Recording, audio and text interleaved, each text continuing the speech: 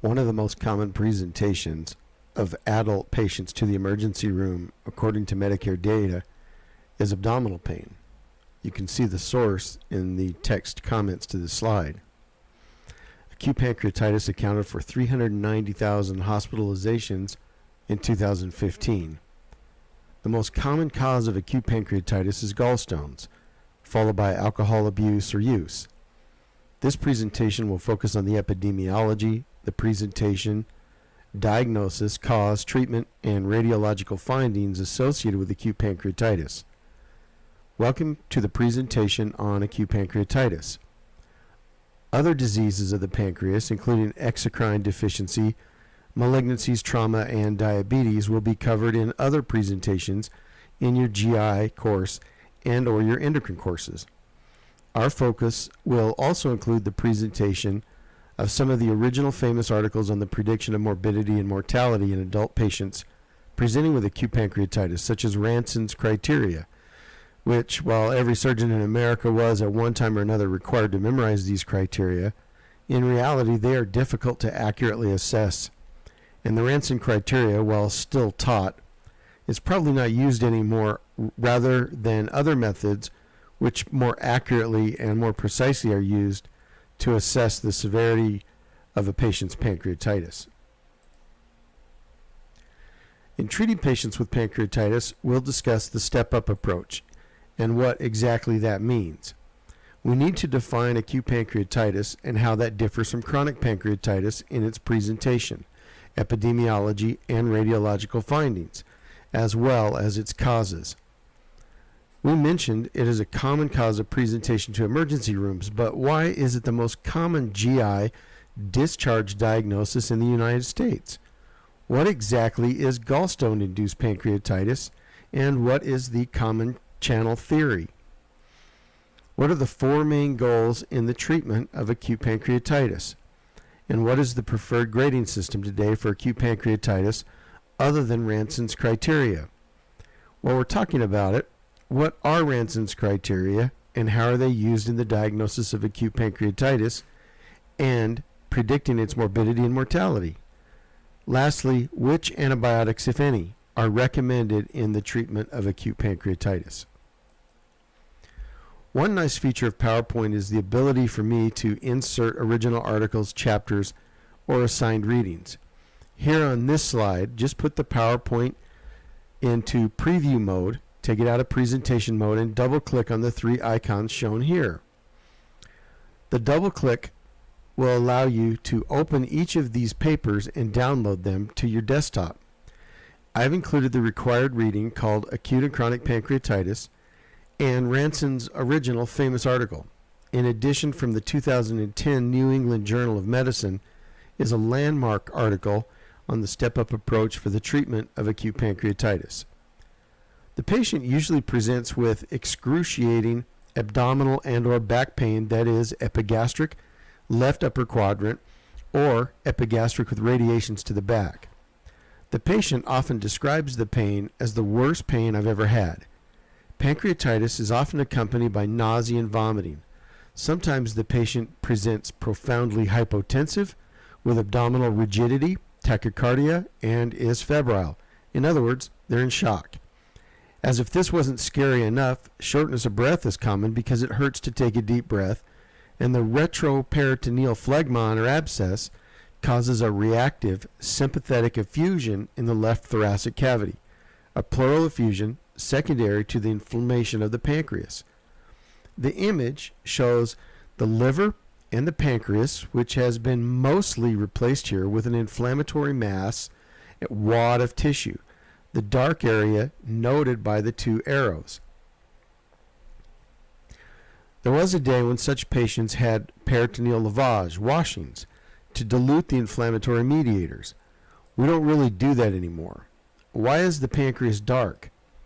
In all likelihood, it isn't being perfused anymore and is necrotic. If it isn't infected, we leave it alone. We don't operate or debride it. If it is infected, we will perform a necrosectomy or open debridement. The mortality of such an operation is very high.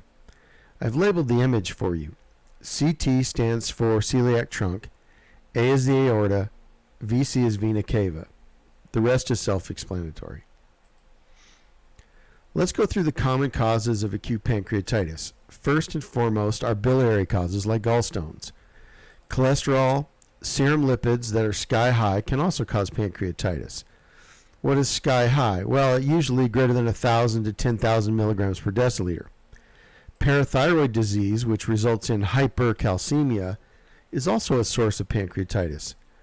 Calcium can precipitate in the pancreas as a result of saponification. In patients with chronic pancreatitis, the calcium deposition can be seen on CT scans. That's the hallmark of chronic pancreatitis, and we see that here in our scan denoted by the red arrow, calcifications within the body and tail of the pancreas in a patient with chronic pancreatitis. Abdominal trauma from fracturing the pancreas, like when a kid hits the abdomen on the handlebars of the bicycle that they're riding on, an ERCP with manipulation of the bile and or the pancreatic ducts, and of course drinking alcohol to excess is a cause of acute pancreatitis. There are other congenital causes of acute pancreatitis which are rare, but you might see them: pancreatic divisum and annular pancreas. Even more rare causes of pancreatitis include sphincter of Oddi malformation, tumors at the ampulla, acute infections of the pancreas, and rare autoimmune causes of pancreatitis like lupus.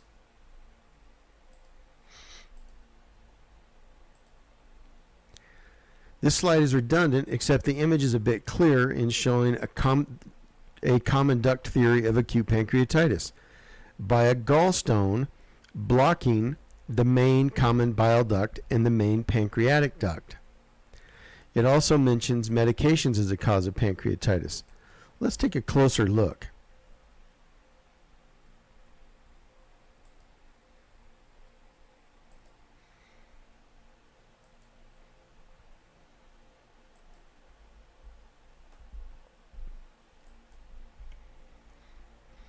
This slide digs down deeper into some of the causes, including specific medications. 6-mercaptopurine, a drug used to treat acute lymphocytic leukemia, and azathioprine, used in transplant patients to prevent rejection episodes and also in treating rheumatoid arthritis. While you can read the causes of hypercalcemia, the most common causes we'd see in a patient with acute pancreatitis include parathyroid disease, metastatic cancers, sarcoidosis, acute kidney failure, lithium therapy, and thiazide diuretics. And even these are uncommon because the patient would show signs or symptoms of hypercalcemia first, like arrhythmias, twitching, fasciculation, Schaffstedt sign, etc., before abdominal pain and or pancreatitis symptoms. The two physical exam findings seen as a result of hemorrhagic pancreatitis are called Cullen's sign and Gray-Turner sign. In addition, the patient with acute hemorrhagic pancreatitis may have icterus. Why is that? A left-sided pleural effusion and a distended rigid abdomen. Do you know what an ileus is? Can you figure out the anatomy of the Gray-Turner sign and Cullen's sign from your understanding of the retroperitoneal membranes and how they merge and fuse laterally on the transversus abdominis and or the transversalis fascia? Grab your anatomy book if you're not clear. It will make perfect sense once you see how the blood in the retroperitoneum tracks into these fascial planes and shows up as bruising around the umbilicus and or bruising on the flanks. How can you tell whether a patient is in hemorrhagic pancreatitis or acute pancreatitis? How can you tell if the changes seen on CT scan are blood or simply edema, inflammatory fluid? Well, first, you have the clinical history, and second, you have the radiologist who will use Houndfield units. If you'd like to learn more, I've put a link in the comments. Here, on this image, we see an intact pancreas with a significant amount of edema around the pancreas itself, consistent with acute pancreatitis. There's also some early suggestions that portions of the pancreas are not being perfused well. This is hemorrhagic pancreatitis. Okay, not really related to acute pancreatitis, but related to pancreatic pathology and how it manifests on the physical exam, is the patient who has, quote, painless jaundice with a palpable mass in the right upper quadrant. This is called a Courvoisier sign. It is almost pathognomonic for cancer at the head of the pancreas or the biliary ducts. A tumor at the bifurcation of the left and right common bile ducts is called a Klatskin tumor. Here in this image, we can see an example of a Klatskin tumor. Tumors of the pancreas often, in fact almost always, in fact, have an elevated CA19-9, serum tumor marker levels. An elevated CA19-9 is seen preoperatively, and after surgery the level should drop. The tumor marker can be drawn every few months postoperatively to assess for tumor recurrence. Other tumor markers are listed here. For example, colon cancer can be followed by pre- and postoperatively with a CEA, a carcinoembryonic antigen level. The images on this slide demonstrate a Klatskin tumor and a tumor of the pancreatic head with a distended gallbladder and a dilated common bile duct, noted by the tip of the red arrow. How is all of this related to acute pancreatitis? Well, because a patient who presents with obstruction of the pancreatic duct or the common bile duct or the hepatic ducts can experience abdominal pain with an element of pancreatitis. It makes sense that regardless of the cause of the ductal obstruction, such a blockage will cause the pancreas to become inflamed. Painless jaundice is usually associated with cancer, but pancreatitis acutely can also be a herald indicator for an underlying tumor also. That's what this slide is trying to show us. There are 3 radiographs on this slide. First, an ileus. Second, an upper GI series with barium sulfate of the entire GI tract. And C, a small bowel obstruction. The abdominal examination for a patient with acute pancreatitis can suggest a perforation, a rigid, board-like abdomen, a volvulus, distended, quiet abdomen, or mesenteric ischemia, a doughy, soft abdomen, but the patient is in excruciating pain. We call this pain out of proportion to the findings. So what is an ileus? Well, an ileus is when all of your intestines are sick. They just lie there and they don't move. The normal peristalsis doesn't happen. No bowel sounds, no movement, no percolation of fluid. And then, because the fluid can't move, you get all blocked up and start to vomit. You get bloated. This, quote, think stomach flu when you think of an ileus. It is a chemical, biological, pathological, microbiological paralysis of the bowels. They aren't obstructed. The garden hose is open. It's just that there is no movement of fluid through the hose. A small bowel mechanical obstruction is when the bowels are obstructed by being pinched. A volvulus or a large gallstone gets stuck, or stool or tumor. Then everything proximal to the kink or the obstruction point gets distended. The body tries to push the obstruction out of the way. The bowel sounds are high-pitched, loud bowel sounds, and they're usually very active. The proximal bowel is distended, and distension is what causes all of the pain in the bowels. The physical examination findings of acute pancreatitis are not specific. An acutely tender abdomen with right upper quadrant, epigastric, or left upper quadrant pain with a left-sided pleural effusion are all indicative of pancreatic pathology. But even a soft, doughy abdomen like mesenteric ischemia can be pancreatitis. Let's look at some other radiographic findings. You know what a pleural effusion looks like on an upright chest x-ray. When a patient with acute pancreatitis has a sympathetic effusion created by the pancreatic inflammation, it's a bad sign. To the right, we see an abdominal film showing an ileus with a colon cutoff sign. The splenic flexure of the colon has a proximal and distal cutoff, noted by our arrows. This is caused by the retroperitoneal inflammation and reactionary edema in the colon from the pancreatic processes. Both of these signs, the pleural effusion and the colon cutoff sign, are poor prognostic indicators in a patient with acute pancreatitis. All clinicians will, at some time in their clinical careers, be guilty of using the serum amylase as a marker for pancreatitis. In reality, the serum lipase is a more accurate and sensitive marker for the diagnosis of pancreatitis. You'll see amylase and lipase levels in the thousands, and most of the time the pancreas is inflamed. But as the chart on the right shows, there are several diagnoses that can be seen with an elevated amylase: bowel obstructions, gallbladder disease, and even appendicitis. I've seen them all, but like most diagnoses in medicine, keep an open mind. An elevated amylase and lipase will usually lead to getting an abdominal ultrasound and or a dynamic CT scan of the pancreas. This is a 16-minute presentation by a radiologist who discusses the findings of acute pancreatitis on CT scanning and MRI scanning. It's optional viewing because of the length, but it does have some nice images demonstrating the findings of pancreatitis, pancreatic edema, pancreatic necrosis, and pancreatic pseudocyst. We don't cover all these findings in this talk, hence it's optional viewing. Now let's look at a CT severity index. Please do not memorize these.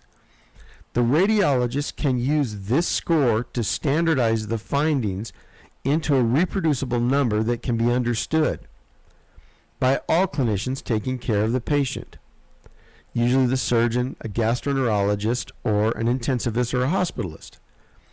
I mentioned pancreatic pseudocyst, and here's one on CT scan.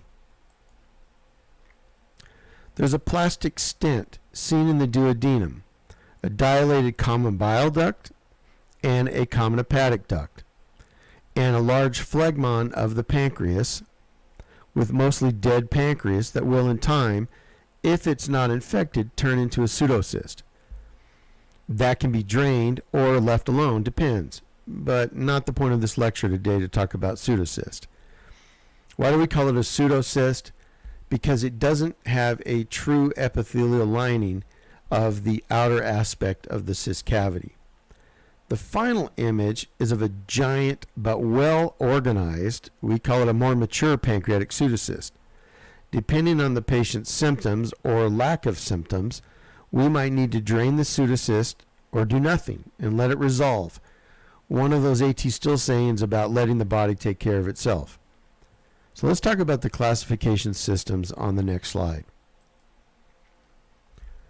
So please don't memorize Ranson's criteria. Leave that for the surgeons. But let's use the criteria and others to see how useful these classification systems can be, or not.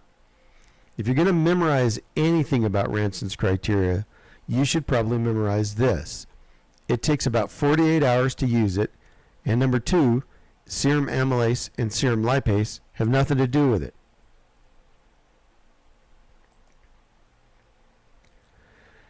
You don't have to read the paper. It's here for all the gunners in the class.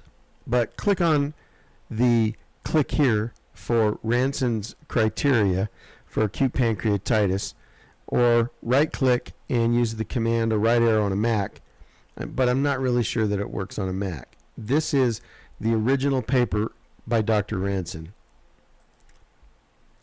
Again, don't memorize this. Leave this for the surgeons. But this one's easy. 1 point for each category. You get 5 points and you have a 27% chance of dying. And that's what you need to know about the BISAP. It's easy. Some abbreviations. SIRS stands for Systemic Inflammatory Response Syndrome, previously known as ARDS, Acute Respiratory Distress Syndrome, or shock lung. If you watch the radiology presentation on slide 13, he talked about the Atlanta classification or the revised Atlanta classification. Again, please don't memorize it. You can click here at the top if you'd like to see the article describing the acute pancreatitis classification system using the Atlanta classification. So let's begin with a case. So we have a 64-year-old male who's admitted to the hospital with a 4-day history of progressively worsening epigastric pain, but it doesn't radiate. He's been vomiting, he has nausea, and he has some shortness of breath. There's no history of recent abdominal trauma. We're not thinking of hemorrhagic pancreatitis, and we're not thinking that he rode his bicycle and cracked his pancreas. However, his pain is constant and unremitting, but it does appear to move through to his back, not his left shoulder.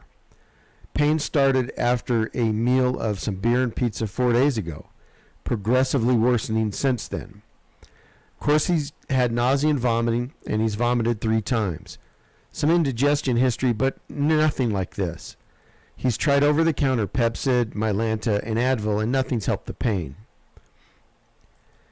Abdominal pain in a smoker and a drinker should set off all kinds of red flags.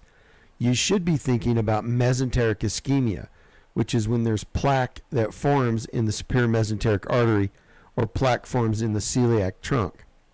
Or even pancreatitis secondary to booze, alcoholic pancreatitis. The patient has no significant past medical or surgical history. His last colonoscopy was 5 years ago and was normal. He's had no medications, and he smokes about 1 pack a day and has done so for 40 years, and he drinks alcohol heavily. He denies illegal drug use, and his family history was non-contributory. His vital signs show a temperature of 101.3, a blood pressure of 120/70. His pulse is 100 and his respirations are 18. His pulse ox is 90%. On appearance, he's lying still, but he's in moderate distress. He's not jaundiced, and his sclera are also anicteric. His mucous membranes were dry.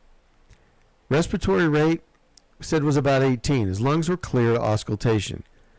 His heart had a normal S1 and S2, no S3 or S4. It had a regular rhythm without rubs or gallops. He's febrile and lying still. Dead gut, mesenteric ischemia, pancreatitis, abscess, acute cholecystitis. No jaundice, though, and the sclera are clear. All of these are good signs. No choledocholithiasis yet is suggested, and no tumor of the pancreatic head, a Courvoisier sign. Otherwise, he'd have painless jaundice. On physical exam, his abdomen is soft, moderately distended, tender in the mid-epigastric region, and the right upper quadrant. There's no rebound, but he does voluntarily guard. No palpable masses. In other words, no Courvoisier sign. Bowel sounds were quiet without rushes or tinkles suggesting an ileus. No hernias. No bruising helping us rule out hemorrhagic pancreatitis. No scars from previous surgery, and no CVA tenderness. So, a distended abdomen that has no bowel sounds. Sounds like an ileus. No rebound, so there's no intra-abdominal catastrophe, but he guards. So something bad is going on. There's no bruising. We mentioned there's no Cullen or Gray-Turner sign, and there's no history of trauma. So it's probably not hemorrhagic pancreatitis. And there was no blood on rectal exam, so probably his pain is not from a bleeding ulcer, ulcerative colitis, Crohn's disease, or even colon cancer. His extremities show no cyanosis, no clubbing or edema, and his pulses are equal at 2+. And we mentioned his rectal exam showed no rectal masses, and it was hemoccult negative. So we need to consider some labs. We will get an ultrasound and a CT scan if his labs are not diagnostic. Here's some labs to consider. A CBC, we do that, and his hemoglobin is low at 10 and 30. His white count's 17. Serum electrolytes, a basic metabolic panel, is obtained. The sodium is normal. Everything else in the basal metabolic panel is normal, except his potassium is 3.0. He's been vomiting, so he's losing potassium. He most likely has a hypokalemic, hypochloremic metabolic alkalosis. We'll fix that with some fluids. On his liver function test, we have an AST which is slightly elevated at 260, an ALT of 220, A total bilirubin is elevated at 1.9, and normal total bilirubin is about 1, and his alk phos is just a little high at 110. His serum amylase is 326, and his lipase is 245. Pro-time PTT is normal. Urinary analysis was sent and is normal, except for some dehydration, and his LDH was 375. We did not get a blood gas, but we could. So now you've heard of all these inflammatory mediators, right? The nice thing, you can't really order these as regular tests, except for the C-reactive protein, which, and it turns out, the one that you can order is the most useful in helping to diagnose whether there's enough inflammation to qualify for a diagnosis of acute severe pancreatitis. On the other hand, you probably know it is severe by looking at the patient, the exam, and the vital signs. And then the CT results will slap you in the face and confirm your worst suspicions. So no, you don't really need the CRP to help. But if you do, it is the most useful. Other inflammatory mediators such as the granulocyte, polymorphonuclear neutrophil elastase, tumor necrosis factor, interleukin 6 and 8 are not really clinically helpful. So, are there any of these diagnoses that we can include on our differential diagnosis and any that we can immediately rule out? Take a look. See what you think. This patient has a hypokalemic, hypochloremic metabolic alkalosis from vomiting. He has an elevated amylase and lipase consistent with pancreatitis, and on admission, he has 4 out of 5 Ranson's criteria and can be expected to become very sick. There are 6 more of Ranson's criteria that should be tracked over the next 48 hours. Can you list Ranson's criteria? And can you rescore this patient using the Atlanta criteria as mentioned here on the right side of this slide? Remember, you don't need to memorize these, but it is a good idea to get an idea of what is included in each of these classification symptoms. You'll be able on rounds to look these up using your phone. So here are Ranson's criteria that correlate with the risk of major complications or death. So early on and admission, these are the criteria for acute pancreatitis, which is not due to gallstones, so probably alcoholic pancreatitis. Age greater than 55, a white count greater than 16,000, a blood glucose greater than 200 on admit, a serum LDH greater than 350, and an AST greater than 250. And then, during the initial 48 hours, the hematocrit falls greater than 10 points. The BUN elevation is greater than 5. The serum calcium is less than 8, suggesting maybe saponification. An arterial PO2 of less than 60, some significant hypoxia. A base deficit of greater than 4, and estimated fluid sequestration of greater than 6 liters.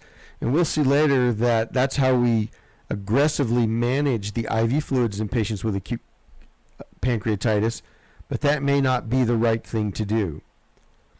The criteria for acute gallstone pancreatitis: age greater than 70, white count greater than 18, blood glucose 220, LDH greater than 400, AST greater than 250, and then during the initial 48 hours, the crit falls greater than 10, the BUN elevation is greater than 2, not 5, serum calcium less than 8, base deficit greater than 5, and a fluid sequestration of greater than 4 liters.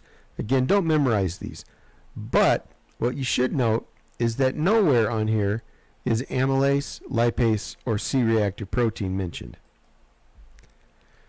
So the Ranson's prognostic signs that correlate with the risk of major complications or death: 0 to 2 signs, about a 2% mortality rate. 3 to 4 signs, 15%. 5 to 6 signs, 40%. And 7 to 8 of those signs, greater than 100% mortality. And again, with Ranson's criteria, amylase and lipase levels are not prognostic signs and do not relate to the severity of the attack or the prognosis. And then LDH must usually be ordered separately from your basic metabolic profile. It is not included with most of the metabolic panels, such as a CMP, comprehensive metabolic profile, or basic metabolic profile, or with most liver function tests. You'll need to order an LDH separately. So now our patient's admitted, we've ordered labs, and now we need to start our management. The patient's placed NPO, nothing per mouth.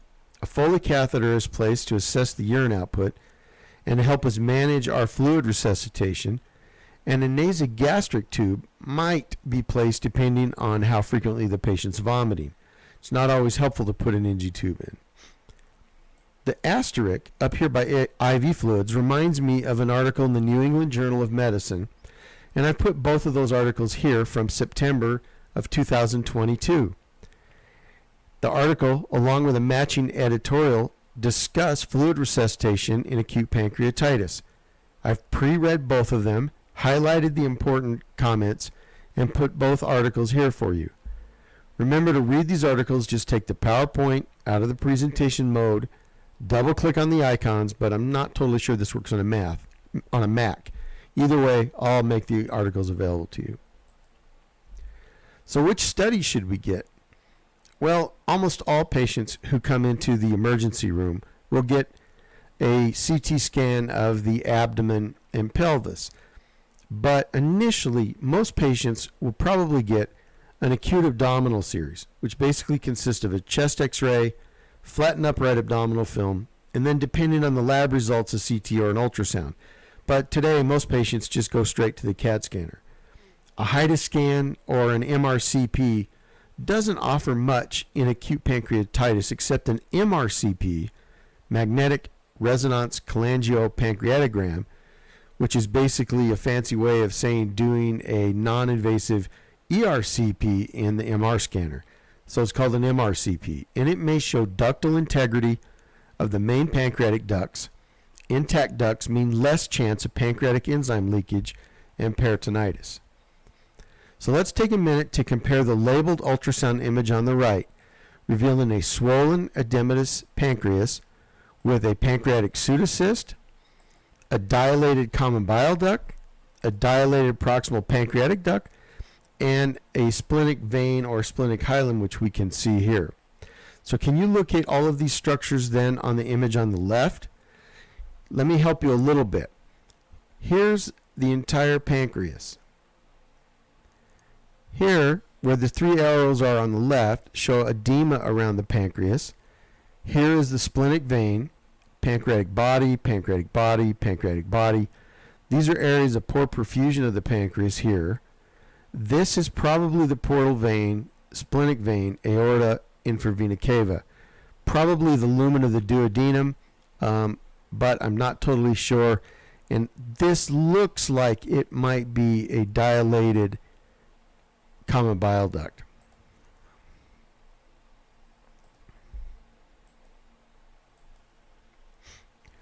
So an ultrasound of the right upper quadrant is indicated to evaluate the gallbladder and the bile duct for gallstones.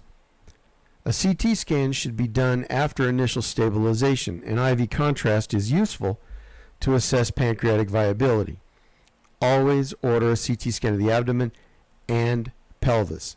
Don't order just a CT scan of the abdomen, and don't order a CT scan of the pelvis. Order them both together.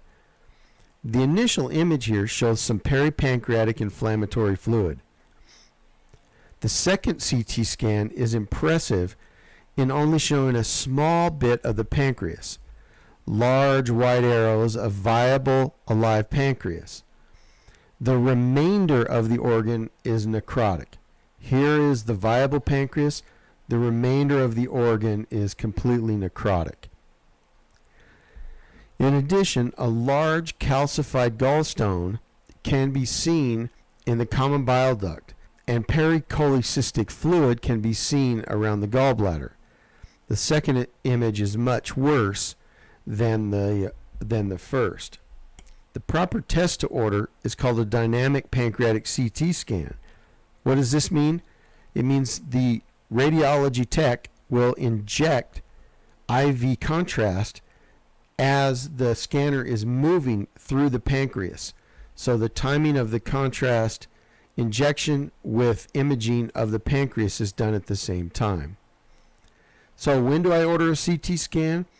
Well, if the patient has signs of severe acute pancreatitis, either on physical exam, lab findings, or ultrasonography, there's no signs of clinical improvement after several days, or maybe we're not sure what's going on, or there's infection, a temperature greater than 101, and he's got positive blood cultures, which would be a bad sign.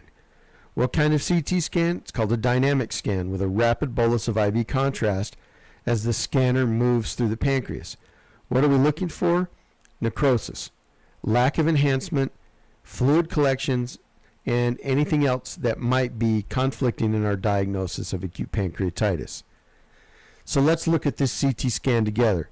So here's the liver, here's the right kidney, here's the left kidney, here's the inferior vena cava, the aorta, portal vein,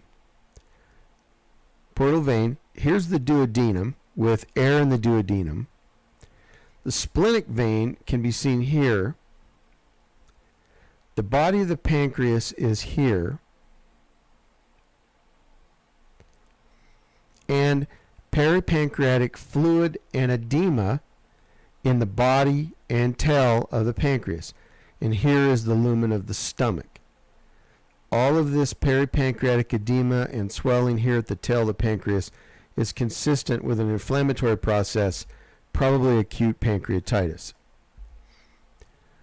So, what are our supportive measures? First, we're not going to feed the patient because that could cause enzymes from the pancreas or hormones to be secreted, and that just might piss off the pancreas even more. So nothing by mouth, fluid and electrolyte repletion and resuscitation with fluid, respiratory support with a ventilator if they need it, nutritional support either with something like Vivanex, which is a pre-digested enteral feeding, which is given via a tube into the proximal jejunum, or IV parenteral nutrition, which has lipids or a bag of carbohydrates with vitamins, etc. We also should give the patient some deep vein thrombosis prophylaxis because they're going to be lying in bed for a long time. We don't want them to get a DVT in the lower extremity, and we don't want that DVT, if it exists, to slide up into become a pulmonary embolism. Antibiotics, if they're febrile or they're not getting better, or if the CT scan shows an abscess, and we want to give them pain medication. So the images of these IV bags on the right are demos, and they're not the real thing. They look like the real items, however. The yellow bag is the total parenteral nutrition without lipids, and the white milk colored bag is intralipids. The enteral tube feeding is Vivanex, as I mentioned. It's a pre-digested enteral formula that is given to a pancreatitis patient via a long tube inserted through the nose, down into the stomach, past the pylorus, and into the duodenum or proximal jejunum. We want the tube to be past the ampulla of Vater so that we are not causing stimulations of pancreatic enzymes or hormones. So we've started treatment, but we're told the patient's deteriorating and he's developing sepsis. He deteriorates with our non-operative treatment. He's getting high fevers and he's hypotensive. So what should we do next? Let's start some antibiotics, rescan, we'll look at the next slide, and maybe proceed with pancreatic debridement, of which the mortality is very high. So our repeat scan, what do we see? This is not calcifications. This is oral contrast in the patient's transverse colon.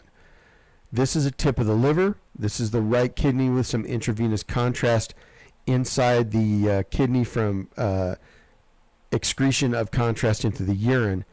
The most impressive finding is this big phlegmon of a pancreas. There's edema, and now there's air seen within the pancreas. This patient has developed a pancreatic edema with a pancreatic abscess. This is probably fluid in the duodenum. This might be fluid in the common bile duct, I'm not sure. We have the aorta here. These small wispy lines reflect the diaphragm. But the most impressive thing here is air in the pancreas. He needs IV antibiotics and pancreatic debridement. So what are we going to do? The number one determinant of survival is whether there's infection of the necrotic tissue which occurs. Infection is demonstrated by air in the lesser sac or the retroperitoneum, as we saw in the previous slide. Infection can occur without air, and if it's suspected, needle aspiration should be attempted. Here's some of the anatomy review of that retroperitoneum, where the pancreas is located and where the pancreatic fluid and edema and maybe even pus would be located.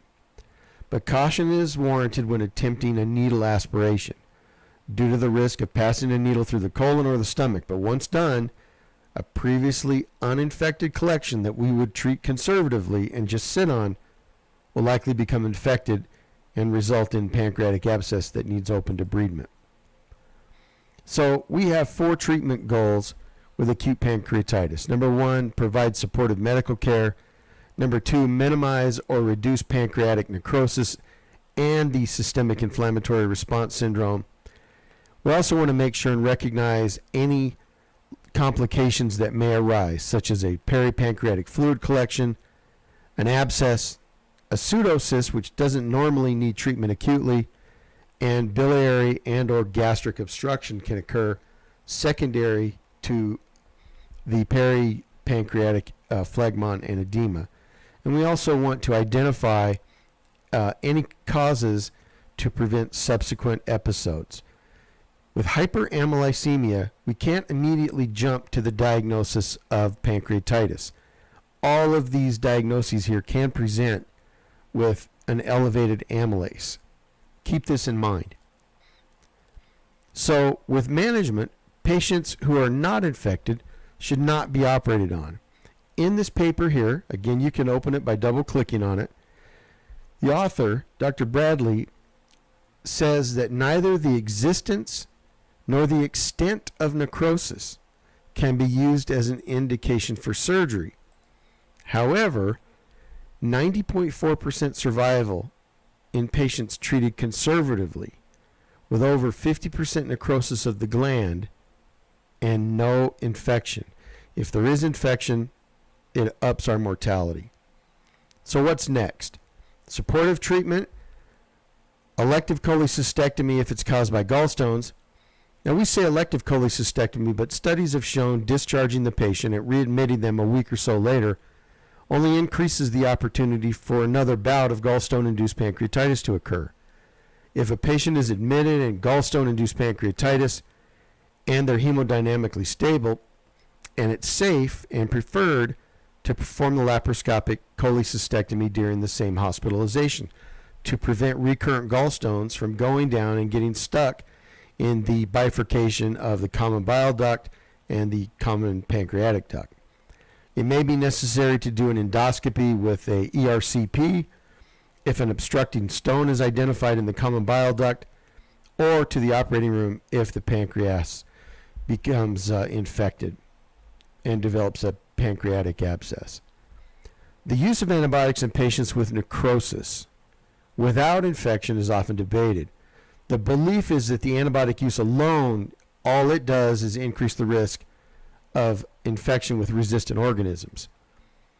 Overall mortality does not seem to change significantly, but there is a lengthening of time to develop infection with the use of antibiotics and subsequently the development of resistant organisms. So the management of our patient, we're going to start him on some broad spectrum antibiotics, probably Cipro and Flagyl, or meropenem, which is a ultra broad spectrum antibiotic. We're going to take our patient to the operating room for pancreatic debridement, take out his gallbladder to prevent the potential of gallstones causing a recurrence. We're going to clean out that pancreas. We're going to put some large drains in, and we're going to put a feeding tube in the jejunum so that we can give him some Vivanex post-op. So, some operative options include debridement and drainage, or debridement and packing. Either way, these carry a relatively significant mortality risk. And I would argue that these numbers here, as quoted, are a little low. Here's an image of a necrotic pancreas, obviously at necropsy, at autopsy. Here is an image that shows how we percutaneously place a catheter into a pancreatic abscess, gently slide these large dilators over, making the hole larger. Then we insert big giant catheters or some forceps to clean out this mess.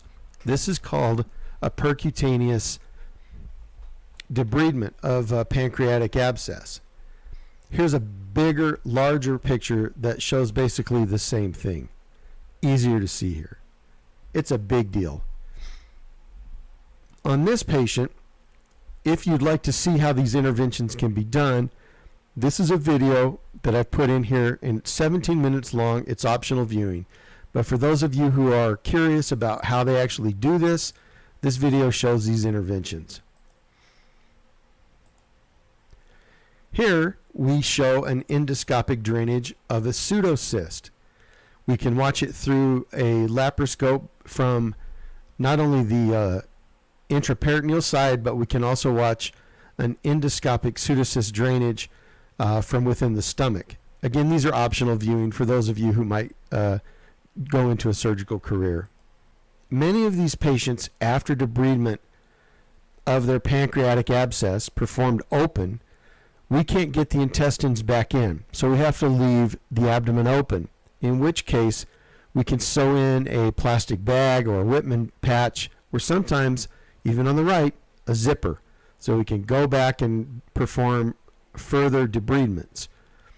This can avoid what's called an abdominal compartment syndrome, where you squeeze the guts back into the peritoneal cavity and close them up tight. That causes decreased perfusion of the retroperitoneum, the kidneys, and the pancreas, which is what we're trying to avoid. Now, not related to acute pancreatitis, but for a treatment with chronic pancreatitis in a patient who has a calcified pancreas, these patients often come to surgery because they have unrelenting abdominal pain. We either remove the pancreas, perform a distal pancreatectomy up to 90%, or we open up the large pancreatic duct and sew a piece of small intestine to it. This is called a Puestow procedure. This allows the pancreatic hormones and enzymes to drain directly into the small bowel, because normally in chronic pancreatitis, the ductal system is obstructed by calcium deposits. If a patient has a Klatskin tumor or a tumor at the head of the pancreas, they may have to undergo a Whipple procedure, which is a fancy name for a pancreaticoduodenectomy. Here's a little bit better view. It's a large operation and usually takes, even in skilled hands, about 4 to 5 hours to do. In my career, I never performed a Whipple. Whipples should not be done unless you can actually cure the patient. If there's any associated lymph nodes that contain cancer around the head of the pancreas, you're done. You don't do a Whipple because you can't cure the patient. So our patient was slowly weaned from his vasopressor agents and the ventilator. His tube feedings were started 2 days after the debridement, and he eventually was able to go home after 4 months of being in the hospital. So, in summary, on presentation, we determined the potential for classifications using today the revised Atlantic classification, or the BICEP scale. Ranson's criteria, remember, does not include amylase and lipase levels. We might do an NG tube. We might start some oral feedings after the pancreatitis subsides. However, if we do, we want to start them in the jejunum past the ampulla of Vater. Maintain and monitor the intravascular fluid volume using a less aggressive fluid therapy with lactated ringers, as those previous articles talked about.